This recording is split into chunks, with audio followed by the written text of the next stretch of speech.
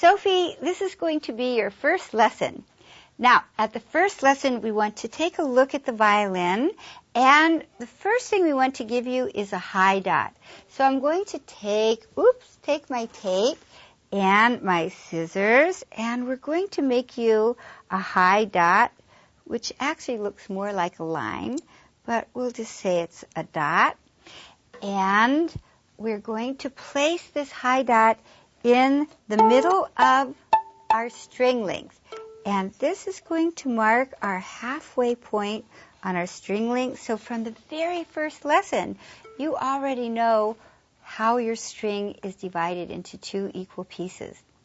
The next thing that we're going to do is we're going to give you a first finger line so that you know where your first finger goes when we go to put your fingers down, which we're not going to do exactly yet in the first lesson. We'll wait a few lessons to do that. And we're going to give you a third finger line. Now, when I'm teaching a very, very young child, I might think about giving them also a second finger line. But for now, we're just going to do a first finger line. And a third finger line.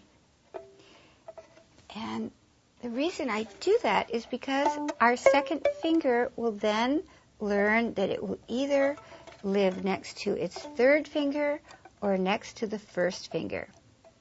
And there we have our lines.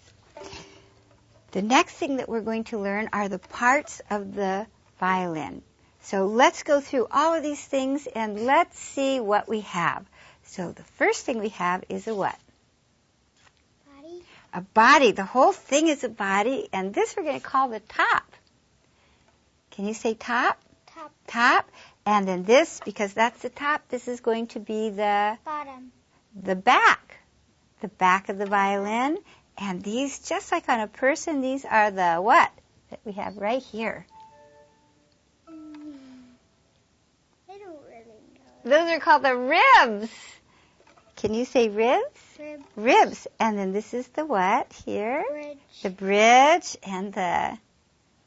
Chin rest. It's a chin rest, but we're going to name this, not chin rest, we're going to rename it the jaw rest because we're going to see that our jaw is going to live in this rest here. And this is the what? Tailpiece. And these are what? F-holes. And this is the what? Fingerboard. Fingerboard, which is made out of ebony, which is the hardest wood that we can find in the entire world. And this is what? These are Pegs. what? Pegs. And they live in the peg Box. And on top we have Scroll. the scroll or the head. We can even call it a head.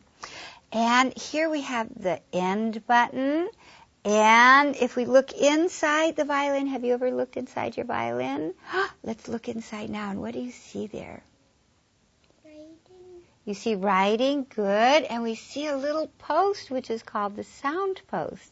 And that is where the sound travels through the bridge to the sound post and then out the F-hole so that we're going to get a beautiful tone.